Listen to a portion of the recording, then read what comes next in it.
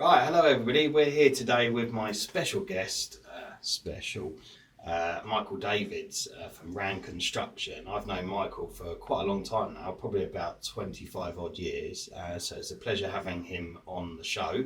We're going to be talking today about what Michael's business is going to be doing over the next kind of immediate future and then over the longer plan.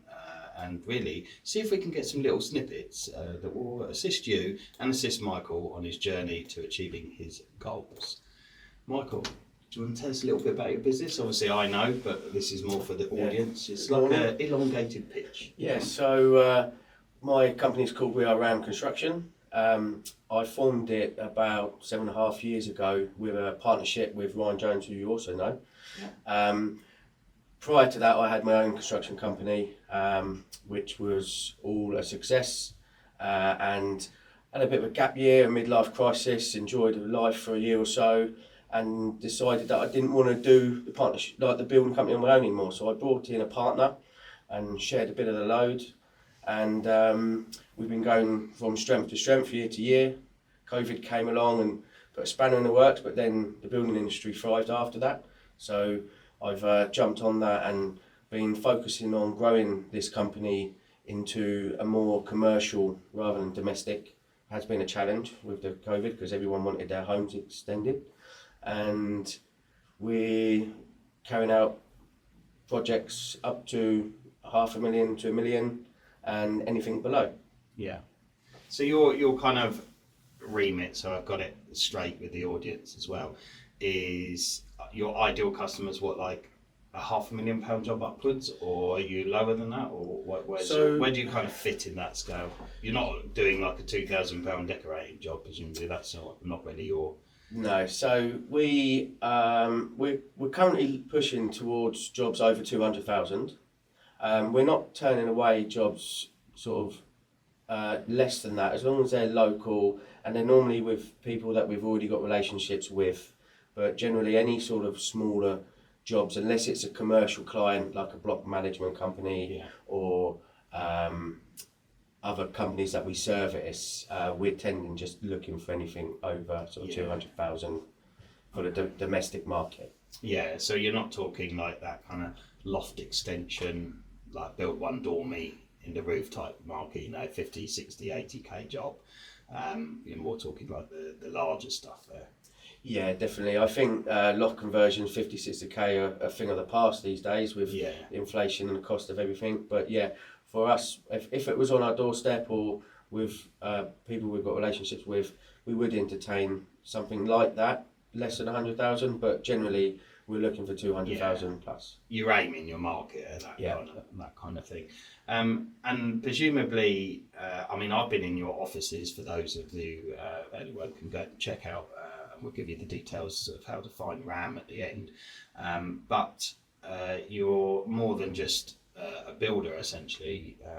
You're kind of doing a lot of the architectural type stuff and drawings and calculations and things. Yes. I see a lot of that in your office when I pop in.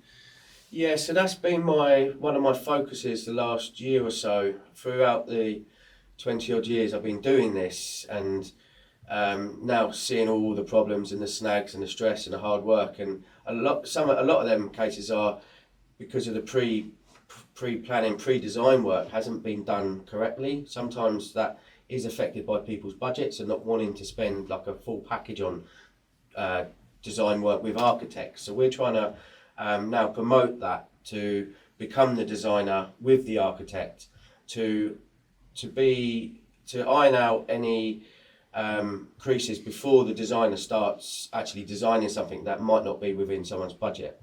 So we are adopting now a design and build service. Yeah. Right. Okay. Yeah, because I see in your office quite a lot of that kind of like, you much more of a professional office-based builder, as well as obviously doing all the on-site stuff. You've got to actually make the stuff. But compared to your kind of smaller builder, who's a bit more reliant upon outside parties, you've got that kind of that package, if you like. Yeah, that's something that we're offering and pushing more. Yeah. Okay. So how's the business grown over the last 7 years then? I know it's just yourself and Ryan pretty much at the beginning. So the first year was slow as we branded because we didn't rush into anything. We didn't have a huge amount of money to funnel into the business, so we started it slowly, rebranding.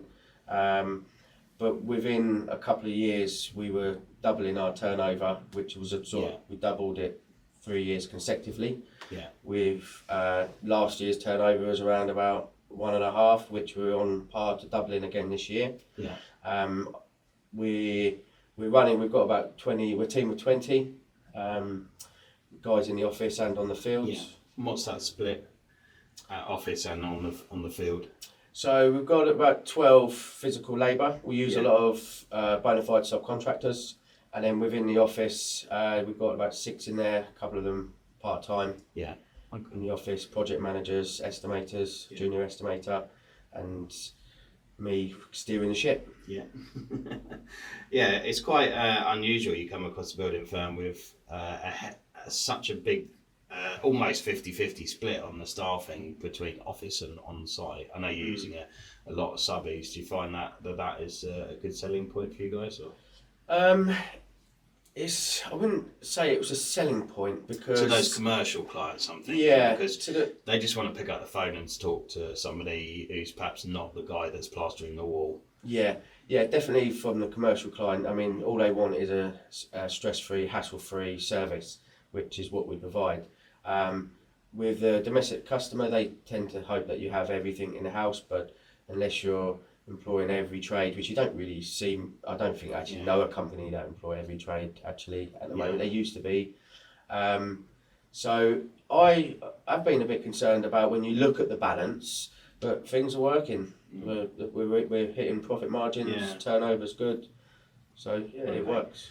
I mean, just kind of turning to your sort of points on your questionnaire sheet that you've got. So your immediate goals is to increase turnover and improve on health and safety management systems. What's your kind of stance, if you like, on improving the turnover? What is it you're doing right now to do that? So your immediate goal is that? Yeah. So my aim on increasing turnover. So it wasn't about increasing number of jobs. It was about increasing the quality and the size of the job. Yeah. That was what I'm trying to do. So basically going in for the larger projects rather than more smaller projects. And are the profit margins larger or more sustainable? Like they're not so fluctuating? How does that work? So the larger the projects... So the profit margins can reduce slightly, but you eliminate a lot of risk with using bona fide subcontractors rather than your employees. Yeah. So I always weigh up that balance, and I would avoid risk where it can be avoided. So the bona fide subcontractor is somebody that you would agree a price with before, and it doesn't, in a way, to you, doesn't really affect you if they take a bit longer or there are hiccups with the job or whatever. Yeah. As opposed to staff, where you're a bit kind of beholden to what they might. Say like, I'm not working as quickly as possible because I've got if a mistake happens, then we would normally have to pay for that mistake and cover and pay for it to be done twice. Okay.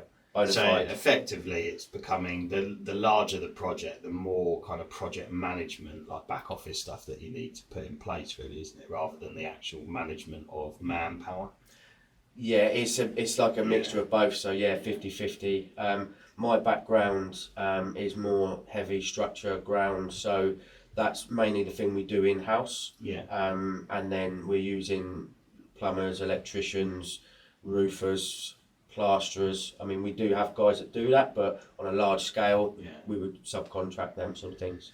So, question then: what are you doing to increase the turnover?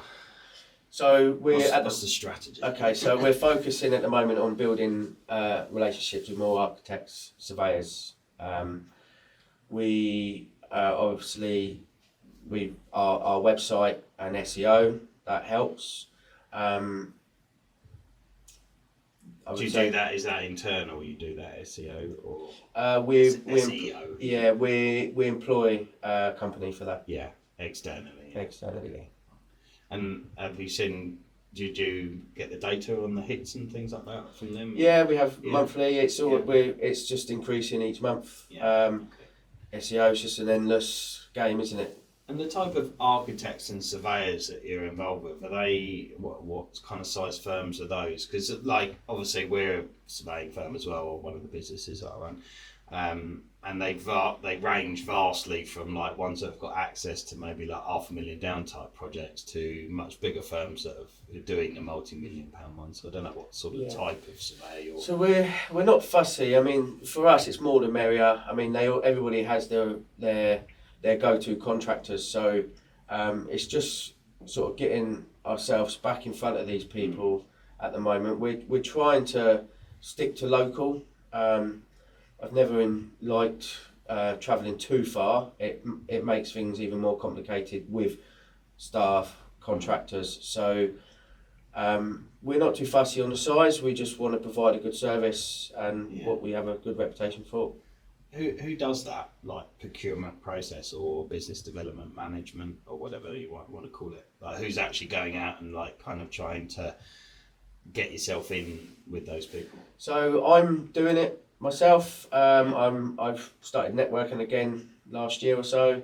I've also got one of my project managers who's also on. He gets time to. He's really good with his mouth and building relationships. So he's actually out there building new relationships with architects each week. Yeah. Okay. So if you're steering the ship, but you're also doing the business development management type role, if you were to step full time into that role to focus on gaining these new clients and the rest of it, who would be best placed to kind of step into your shoes from a kind of role place? Because we had this. Anybody that hasn't watched, hopefully it's launched when this one comes out, but we had Andrew Tutnock from Thompson's, the big pallet delivery company in New Haven, and he has the same issue. He's like, want to grow the business, but then I'm also dealing with the operations side of things. So I've not been dealing with the operations side of things now probably since last summer. Prior to that, I spent, seems like years, but probably a year or so, putting everything into black and white with all our standard operating procedures. So we've sort of fully implemented them just before the new year, which has been good. They're always improving and changing, but it's given me the confidence to sort of step away from the operations. I've also got my other partner, Pascal. He's also a director. He is now sort of responsible and monitoring and regularly reviewing the other staff members, making sure that they're all sticking to their standard procedures. Yeah.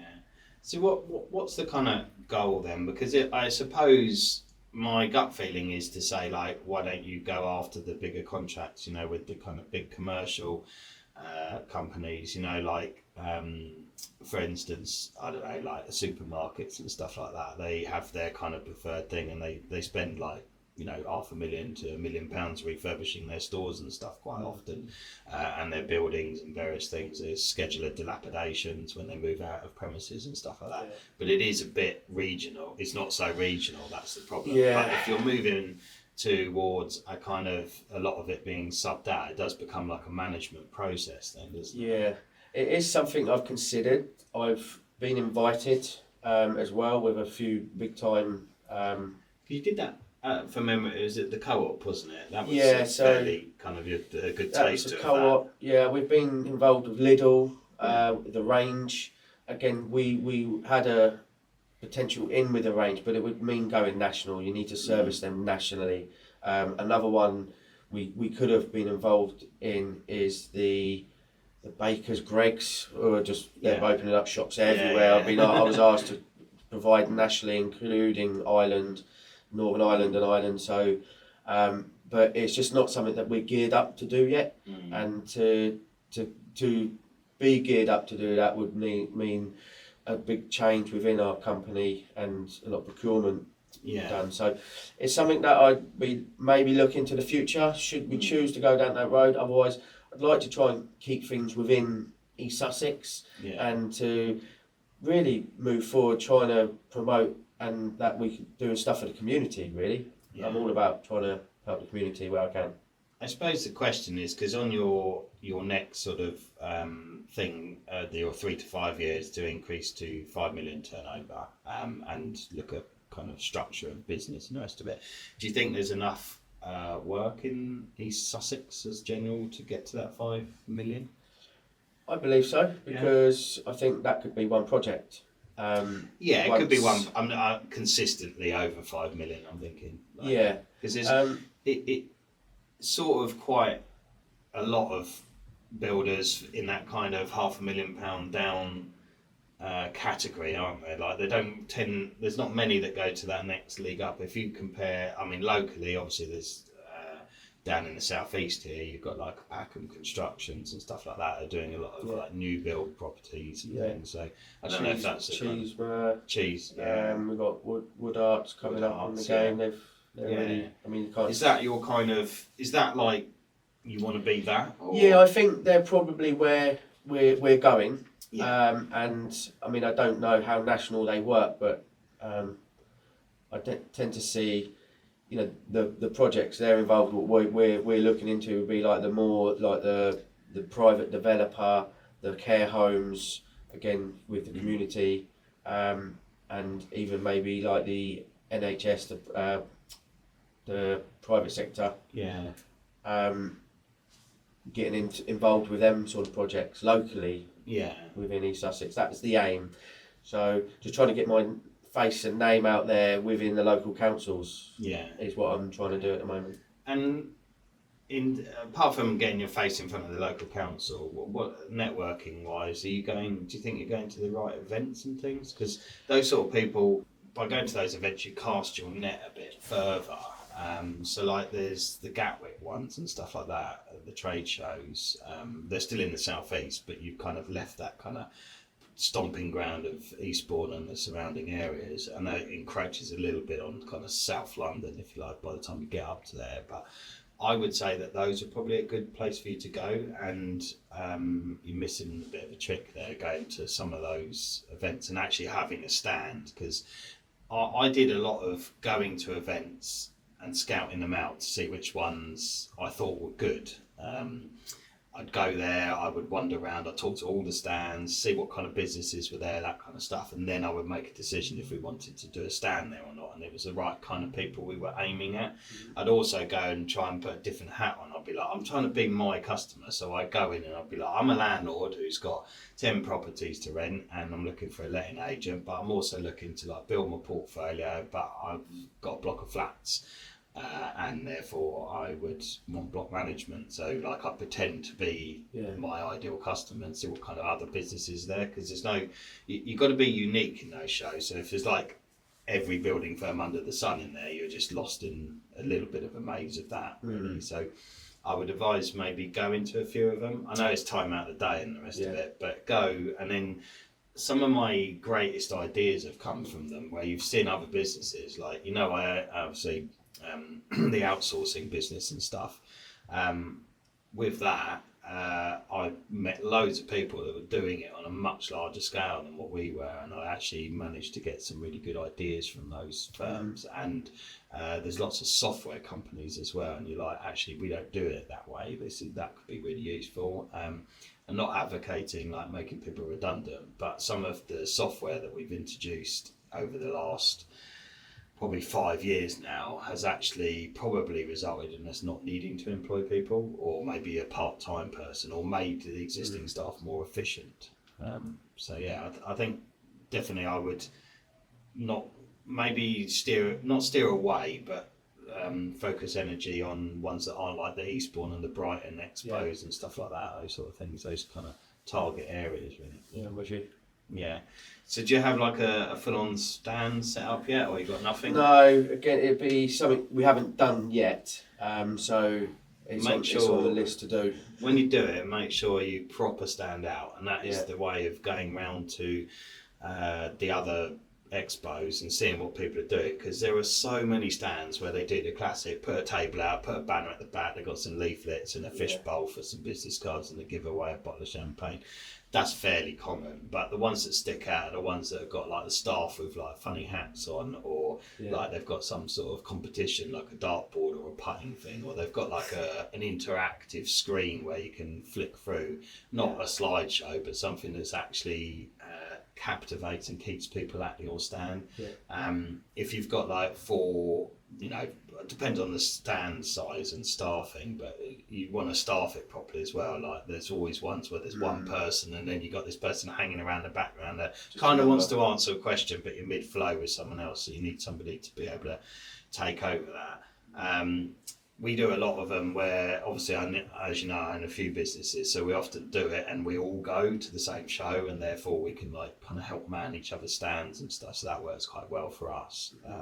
But yeah, those sort of things, I think, if you did that, it would cast your net a bit wider, and maybe capture those people, because you only need a few good contracts really to get yourself up to that 5 million. I know supermarkets and the big companies are a bit of a pain with the cash flow side of things. So as you probably know, you know, they like up to 6 months to pay some of their bills sometimes. So you just got to be either acceptant of that, but you can price it accordingly though, can't you? Because you can build in the factor that basically you're acting as a 0% loan for 6 months to them. So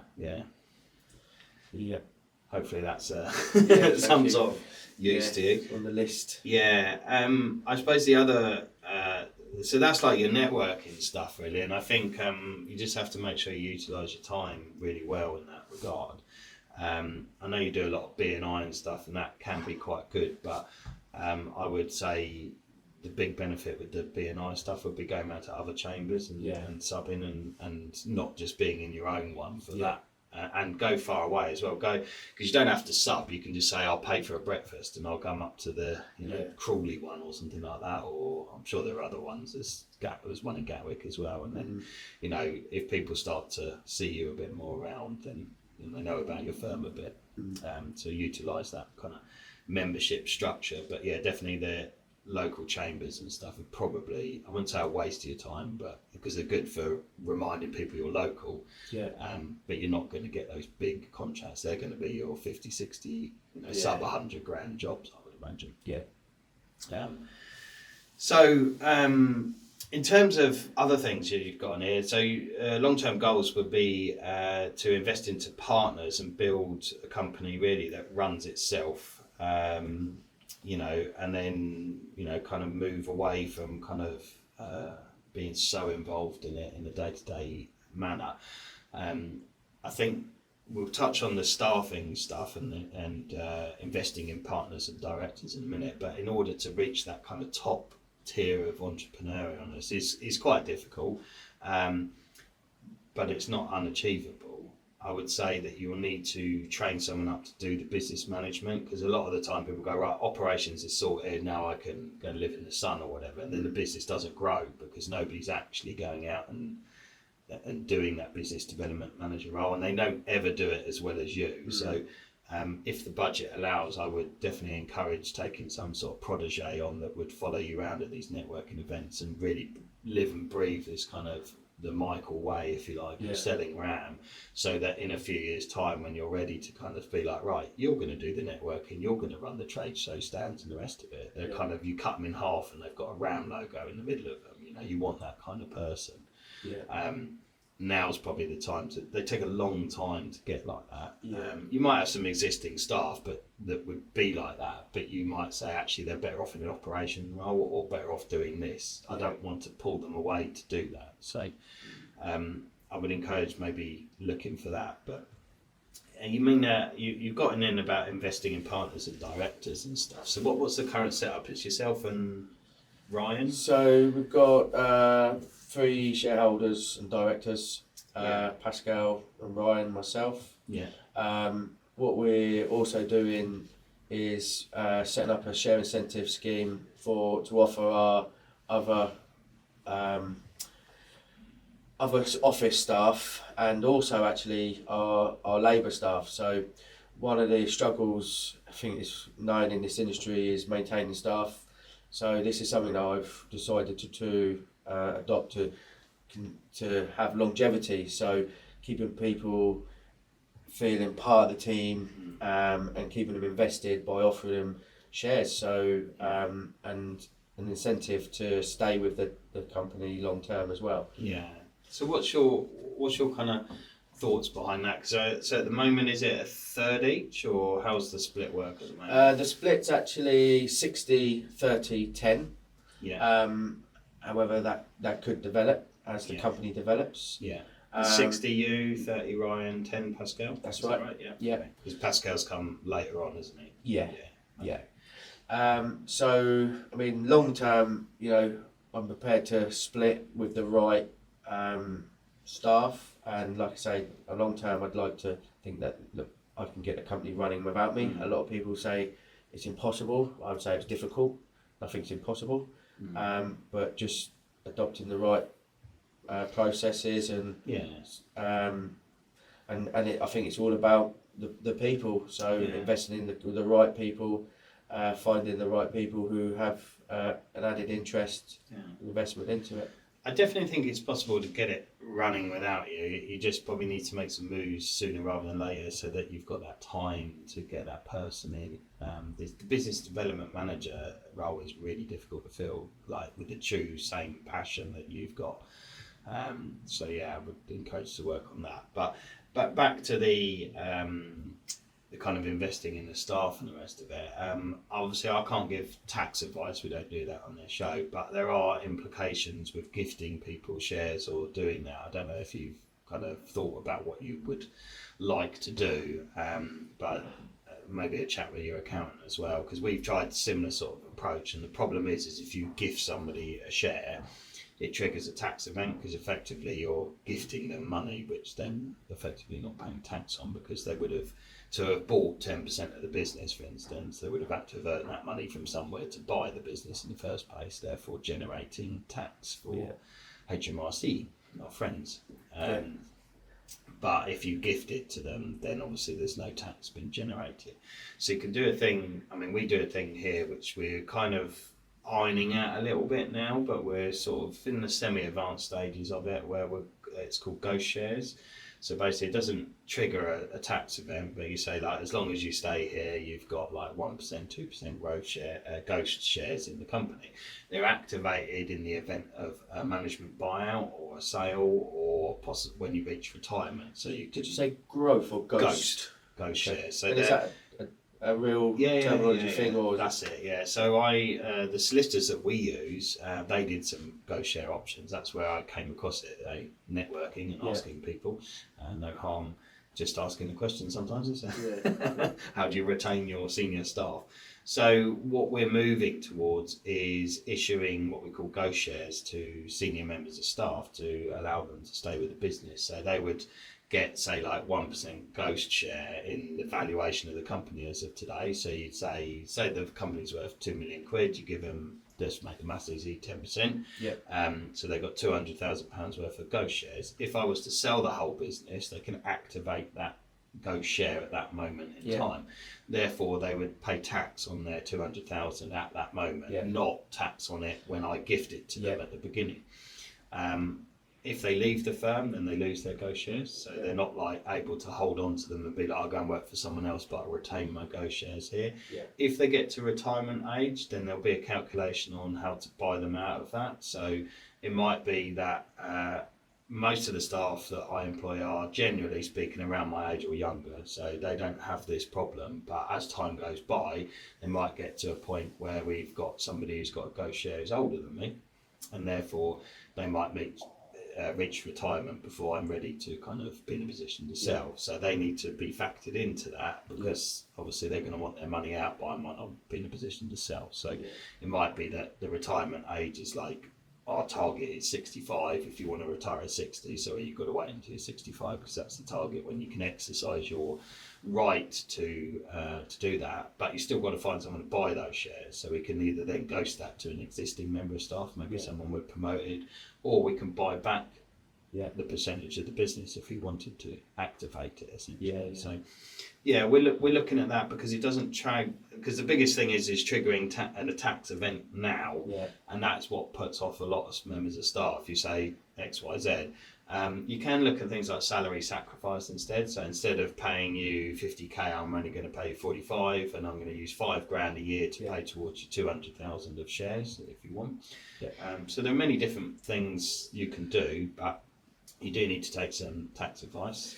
Obviously, I'm a really good accountant, because I own accountants. If you need any help. It's something actually I've been working on for the last year or so, and the way my mind works, you need to be an accountant to fully understand how this all works. So it's been quite difficult for me to take on exactly how it all works. But after a year of trying to study and learn it, I'm getting there, and we are very close to just issuing growth shares. So it's about more like issuing a share that they will benefit from the growth from what the company's done from the day they met to the day they started to when they exit. Again, because of the tax implications around it, you can have, as you probably know from your own research, you can have A, B, C, whatever shareholding, and you can say like a B shareholder only gets growth from 1st of August 2025, for instance, and therefore they're only entitled to a percentage of the business as the growth. The problem is you then have to make sure that is documented and valued, because at the end of it they'll go, well, I joined when it was 2 million and now it's worth 50 million. I want, the 2 million didn't really make any difference at the beginning, but it's 2 million turnover. You have to have your business formally valued, because every business has a different type of valuation. Building business is different to say like the block management business that that we have. Because some of it's contract work, so they're guaranteed they're going to get the money, so therefore the multipliers are different. Sometimes they'll look at just EBITDA figures. Probably come across those on your Zero or... No. So EBITDA, anybody that hasn't watched my video on EBITDA, go and have a watch of that.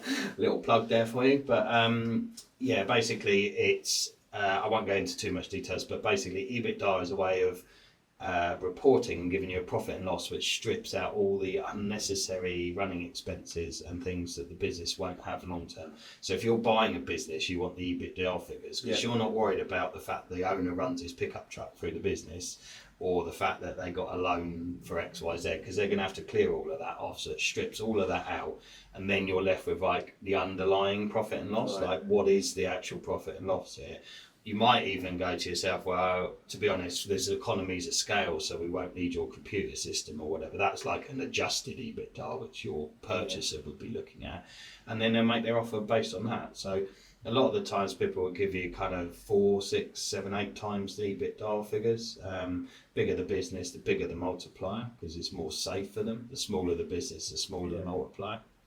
There are many different ways, I suppose, and you have to work out what's best for you. But the big thing that I've come across is not creating a taxable event for staff and making sure that it kind of works for them, because it loses its magic if you say to someone, I'm going to give you 5% of the company as a shareholder, but then they don't understand what that means. All they see is it's generated a £3,000 tax bill for me doing that. Thank you very much, Michael. So that's my main takeaway and my consideration for it. But I think it's a brilliant way of holding on to senior staff, people that have been for you for a long time. Incentivise them, make sure you're covered if they do decide to leave, so they can't just take it with them, because it is an incentive at the end of the day to keep them.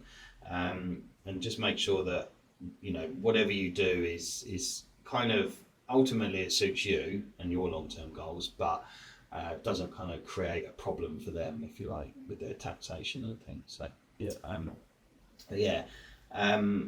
we'll probably look at sort of wrapping things up now. I don't know if there was anything else off your list, because you've got tradesmen, subcontractors, secretary, charge of finances and the rest of it, kind of like looking at your day-to-day stuff. Was there any other kind of particular areas you wanted to have a quick chat about? I suppose probably the most challenging thing in the industry is staff. So recruitment and finding the right guys and being able to, I suppose, sell them or offer them something that is better than the rest. Do you have any sort of advice and tips on that?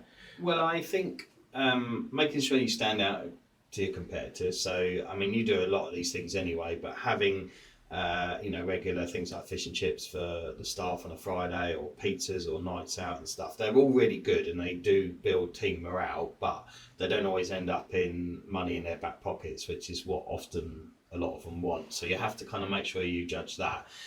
When you're telling a new member of staff, obviously be excitable about what you've got to offer and the rest of it, and say that you're caring, and obviously all the health and safety and stuff. Your industry, from my experience, is very prone with a lot of like kind of dodgy practices and the rest of it. So I think a lot of people are a lot more are key to that now. They want to work somewhere that they're going to be looked after, and they know there's a scheme. Make sure people have always they know from the interview stage that there is some potential for growth, because a lot of people, you don't get too many people nowadays that go, I just want a job and I'm going to sit in the corner and plot. Most of them want to earn more money. They don't want to do it the hard way, they want to do it the easy way. So if you can demonstrate to them that a little bit of hard effort is going to reward you with growth shares, whatever you want to call them, or whatever is there. And I would say act quickly when you employ people, because toxic members of staff are incredibly damaging to your team and business. So have a really good procurement process where you take somebody on. If they're not for you, you're prepared to let them go, even if it's a really big blow to you at that moment in time. It's better sometimes to have a hole in your business rather than an a-hole in your business, because the a-hole ruins culture and really does affect team morale sometimes. So obviously cost saving wise, try not to use recruiters, use Indeed and all the rest of it. That's always going to save you money, but sometimes for your senior members you are going to have to reach out to those recruiters. They do it, they have a place. So but yeah, I think those are kind of my tips. Obviously we've employed similar levels of staff, we've got other businesses and the rest of it, so we've got a fair amount of experience of that. But incentivize them, make sure they understand what the extras are that you're offering and the rest of it, because a lot of people are quite poor at selling that to their incoming people. Thank you. Is that everything? Yeah. Well, it's been really super having you on, Mike. Sorry we're going to have to leave it there, but I'd be interested to see how you are in a year's time, so I'll have you back on. And just before we go, how do people get hold of you, or how do they find you on the internet? So we are aroundconstruction.co.uk, Eastbourne 400 404. And they ping you an email as well? Ping an email, info@wearearoundconstruction.co.uk. Good stuff. All right. Well, if anybody's got any large construction projects, well, large or medium, give Michael a shout. I'm sure he'll be more than happy to come and give you a quote. And with that said, we'll see you in the next podcast.